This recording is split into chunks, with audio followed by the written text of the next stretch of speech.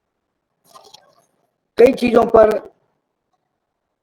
हम सोच रहे हैं कि उन समय, किंतु आज का जो समय है उस समय को हमारे लेखक, वर्तमान लेखक को नहीं पकड़ पा रहे हैं। जब अकाल होता है तो परसाई जी अकाल उत्सव लिखते हैं, शरद जोशी जीप पर सवार इल्लियां लिखते हैं। जब सरकारी तानाशाही या भरतशाही या भ्रष्टाचार की बात होती है तो परसाई मुलाराम का जी होते हैं, सदाचार का तावीज होता है, वहां पर शरद जोशी लिखते हैं वर्जीनिया वुल्फ से सब डरते हैं। ऐसे बहुत सी चीज है कि उस समय के लेखकों ने अपने समय को जिया है और अपने समय का प्रतिकार किया है, विरोध किया है, उस पर जो उनको दिखा। यह एक बड़ा सवाल है। इस सवाल पर हम सभी लोगों ने बहुत विस्तार से चर्चा भी हुई और लोगों ने अपने अपने विचार भी रखे और समय भी काफी आगे बढ़ रहा है। मैं बहुत लगभग 6 बज रहे हैं। मैं राजेंद्र वर्मा जी से आग्रह करता हूँ, बहुत संक्षिप्त में अभी जो विचार हुए जवाहर चौधरी जी ने, मनोज साहु जी ने, पंडित सिंह बयार जी ने, और जो आपने सोचा या आपके मन में जो विचार आए, इन सब विचारों के साथ बहुत संक्षिप्त में अपनी बात रखें। राजेंद्र वर्मा जी।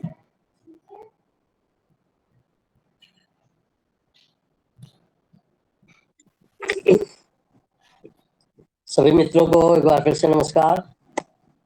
बहुत अच्छी चर्चा हुई। मैं समझता हूँ कि ज़्यादा कुछ कहने को बचा नहीं है और जो मुद्दे की बात है, जो लिखा जाना चाहिए और लेखक आज कैसे लिख रहे हैं व्यंग के नाम पर, इस पर सबसे अधिक चिंता जवाहर चौधरी जी ने उठाई और उसी में एक स्वर बढ़ाया विनोद साहु जी ने, और उन्होंने कुछ परसाई जी की बातों को लेकर के, संघर्षों को लेकर के कुछ बातें ऐसी बताई कि जो आज के समय में हम कैसे देखें, परसाई को पढ़ करके और परसाई की विचारधारा से जुड़ करके उनके अंदर जो आग थी, जो सोचने की समझने की ताकत थी, जो एक सरोकार था, उससे हम कुछ ग्रहण करके क्या कैसे लिखें, ये एक सबसे बड़ा संकट है जिसके ऊपर प्रकाश डाला हमारे विनोद साहु जी ने बहुत अच्छे ढंग से। और परिहार साहब ने तो बहुत ही ढंग से, बहुत ही सरल, जिसको कहते हैं उर्दू में बेसाख्ता, यानी इतना सहजता से और इतनी सरलता से कि जैसे बात हो रही हो आपस में, चौपाल में बैठे हम लोग बात कर रहे हैं, कहीं कोई औपचारिक उसमें ताना बाना नहीं है। बहुत ही सरलता से उन्होंने जैसा परसाई जी के बारे में उनके विचारों को अपनी सरल भाषा में और बातचीत के भाषा में जिस तरह से रखा, वो काबिले तारीफ है। और मैं समझता हूँ कि जिन रचनाओं का उदाहरण दे दिया है, उदाहरण दे दिया है, उसमें से वाक्यों को उद्धृत कर दिया है, उसके आगे कुछ बचता नहीं कहने को कि आज जो परसाई अगर होते तो क्या लिखते और कैसे लिखते, इसका अंदाजा हमें लगता है। हाँ, एक बात है कि जितनी रचनाओं का उल्लेख किया गया है, अगर हम कम से कम महीने भर में इन रचनाओं को पढ़ लें, कायदे से आत्मसात कर लें, उनके कुछ नोट्स बना लें, तो हम समझते हैं कि महीने बाद हमारे दृष्टि में कुछ परिवर्तन आ जाएगा।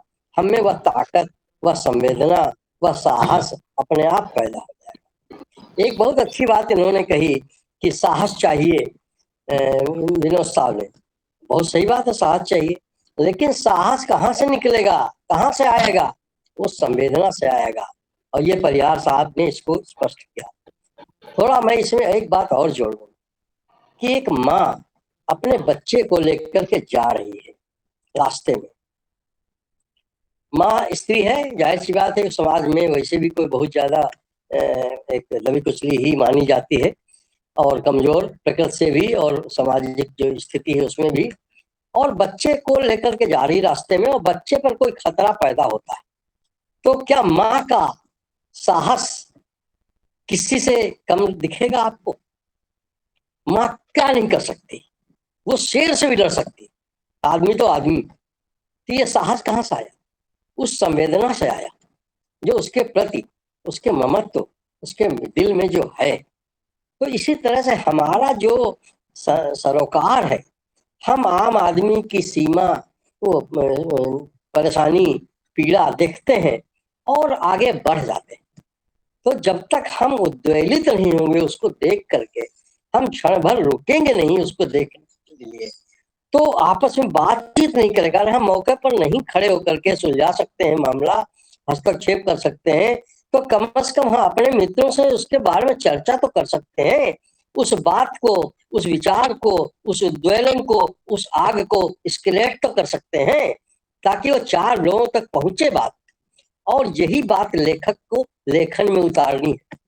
हम जब तक व्यवहार में नहीं उतारेंगे अपने सरोकारों को, अपने आपस में, घर में, मित्रों के बीच, रिश्तेदारों के बीच बातचीत में नहीं बात उठाएंगे, तब तक लेखन में अकस्मात कोई चीज नहीं उतर आती। जीना अगर है व्यंग को, तो जीना इसी को कहते हैं कि आप जो आपके आसपास घट रहा है, जो कुछ गलत दिख रहा है, उससे आप किस तरह से प्रभावित होते हैं और कैसे आप उसके अपने सरोकारों को अपने से जोड़ करके, अपने उद्वेलन को आप कैसे दूसरों के साथ रखते हैं और अप्रत्यक्ष रूप से उनका आह्वान करते हैं कि वह भी जुड़े और इसके खिलाफ एक माहौल तैयार। तो ये लेखक की जिम्मेदारी है। जिस विद्रोह की, जिस विरोध की बात की जा रही है, जिस आक्रोश की बात की जा रही है, वो हमारे जब तक चरित्र में नहीं उतरेगा तब तक हम व्यंग तो बस खाली एक कॉलम राइटिंग के लिए लिख रहे हैं ताकि लोग हमको जान लें कि हम भी लेखक हैं, और व्यंग लेखक हैं तो और अच्छी बात है, और परसाई की परंपरा के लेखक हैं फिर कहने ही क्या। तो ये जो एक फैशन जैसा चल पड़ा है लेखन में, मैं सब पर नहीं कह रहा हूँ, कुछ लोग अच्छा भी लिख रहे हैं और अच्छा लिख रहे हैं लेकिन जगह नहीं मिल रही उनको। तो ये विनोद साहब ने बहुत अच्छी बात कही कि जिनको कुछ नहीं मिल रहा है उनके पास सोशल मीडिया प्लेटफॉर्म है और उसका बेहतर इस्तेमाल करें। मैं समझता हूँ, एक मैं घटना बताऊं आपको। अनूपमणि त्रिपाठी एक व्यंगकार है, सभी जानते हैं। उसने एक रचना लिखी, चूहे को लेकर के, चूहा और सांप को लेकर के एक रचना लिखी, लगभग सभी लोगों ने पढ़ रखा होगा। उसमें सांप जो है चूहे को एक भ्रम पैदा कर देता है कि तुम में विष नहीं है, इसलिए तुम दूसरों को शिकार नहीं कर पाते हो और तुमको शिकार कर लिया जाता है, तो वो विष ले लो मुझसे। इस चक्कर में वो उसकी बातों आ जाता, उससे विष लेता, और जाहिर सी बात है कि विष लेने के बाद चूहे क्या हुआ कहने की जरूरत नहीं है। ये उसकी रचना पहली बार ये सोशल प्लेटफॉर्म पे आई, फेसबुक पर, और मैं समझता हूँ कि उसको रेखांकन करके कई लोगों ने, मैं समझता हूँ कम से कम 50 जगह तो मैंने देखी, व्हाट्सएप पे और दूसरे फेसबुक के ग्रुप्स में। तो ये इसकी पावर है सोशल मीडिया की, बशर्ते रचना में वो दम होना चाहिए। तो मैं ये नहीं कहता हूँ कि हर कोई इसी तरह से करे, लेकिन फिर भी जो कर सकता है, जिनको ये संकट है कि साहब वो छपता नहीं इसलिए हम लिख नहीं पाते हैं, हमारी सीमा है शब्दों की, कोई बात नहीं, आप वहाँ लिखते रहिए, लेकिन जो आपके दिल में है वो कम से कम आप लिखिए और उसको उतारिए, इस पे डालिए प्लेटफॉर्म पे, अपने मित्रों के साथ शेयर करिए और धीरे धीरे एक वातावरण बने। और पत्रों में जहाँ नहीं छप रहा है उनको बार बार भेजिए। अगर 100 रचनाकार देश भर के 10 पत्रों को 10 रचनाएं भेज दें, एक जो हम चाहते हैं छपे, तो मैं समझता हूँ एक दिन उनको सोचना पड़ेगा कि हाँ भाई इसको स्थान मिले, फिर 1 रचना 2 रचना इस तरह से स्थान मिलना शुरू हो जाए, जैसा मैं मानता हूँ। तो इस तरह से मैं समझता हूँ कि काफी बातें हो गई हैं और बहुत ही अच्छा कार्यक्रम रहा, और परसाई से जुड़कर उनके बारे में सुनना सभी को अच्छा लगता है, मुझे विशेष रूप से अच्छा लगता है। आपने मेरी बातें गौर से सुनी, बहुत बहुत धन्यवाद।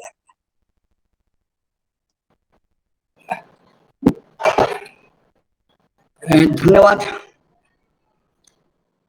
वर्मा जी, आपने एक बड़ी महत्वपूर्ण बात कही कि आपके अंदर जो सरोकार है, जो परसाई जी के पास सरोकार थे, परसाई जी की रचनाओं में जो सरोकार थे, उनकी रचनाओं में जो आग थी, उनके मन में जो आग थी, अगर आप उनकी रचनाओं को महीने भर तक पढ़ लें तो आपकी अंदर जो संवेदना है वो जाग जाएगी। आपके अंदर आग है, उसमें कहीं ना कहीं हमें चिंगारी दिखने लगेगी और आप भले विरोध नहीं कर सकते खुल के, किंतु उसका विस्तार तो दे सकते हैं, लोगों को पास शेयर कर सकते हैं, मित्रों को बांट सकते हैं, दोस्तों को बता सकते हैं। उससे उस आग की तपन जो सत्ताएं हैं उसको महसूस होगी।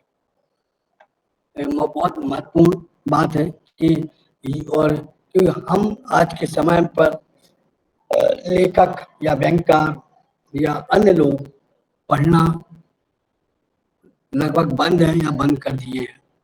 अब यह समय है लोग अपने लिखे को पढ़ा रहे हैं, दूसरे के वरिष्ठों की बात अलग है, अपना लिखा भी दोबारा नहीं पढ़ पा रहे हैं। ऐसे बहुत से संकट है और इन पर हम लोग सब बातचीत करते रहेंगे। मैं डॉक्टर रमेश तिवारी जी से आग्रह करता हूँ कि 2-3 मिनट में अपनी बात कहें और फिर मैं टीकाराम साहू जी से आग्रह है कि वो आभार प्रदर्शन के लिए तैयार है। रमेश तिवारी जी। बहुत बहुत धन्यवाद सर। मेरी आवाज आ रही है? हाँ आई ना। जी जी हाँ, वो इसलिए जब आपने दोबारा बोला तो मैंने हेडफोन निकाला, मैंने कहा कि शायद उससे आवाज जा नहीं रही होगी।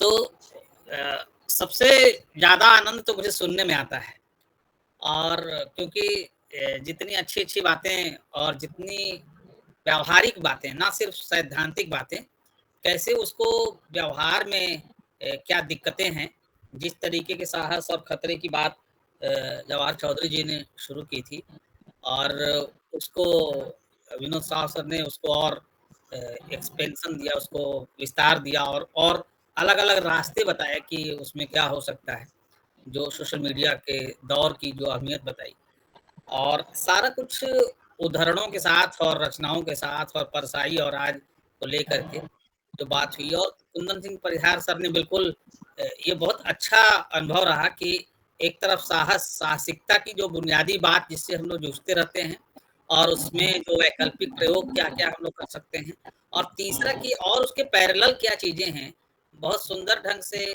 और जो कहा राजेंद्र वर्मा सर ने कि बेसाख्ता, ऐसा लगा जैसे कि सहजता के साथ, बिल्कुल आत्मीयता के साथ हम लोग उस चर्चा में भागीदारी कर रहे हैं कि साहस से अधिक शायद हमारी प्रतिबद्धता हो या संवेदनशीलता का धरातल यदि हमारे पास हो।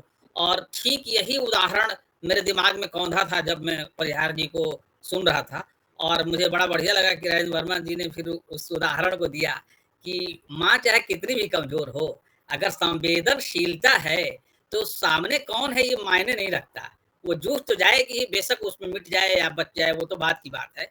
ये जो जूझने की क्षमता है, मुझे लगता है व्यंग्य लेखन यही असली मादे वाली बात है, जिसके लिए हमारे पूर्ववर्ती वक्ताओं ने कहा कि ये कठिन विधा है। यही कठिनाई है इसमें कि ये संकट तो रहेगा, फ्री रास्ता नहीं देगा और परसाई को नहीं दिया, किसी को भी नहीं देगा।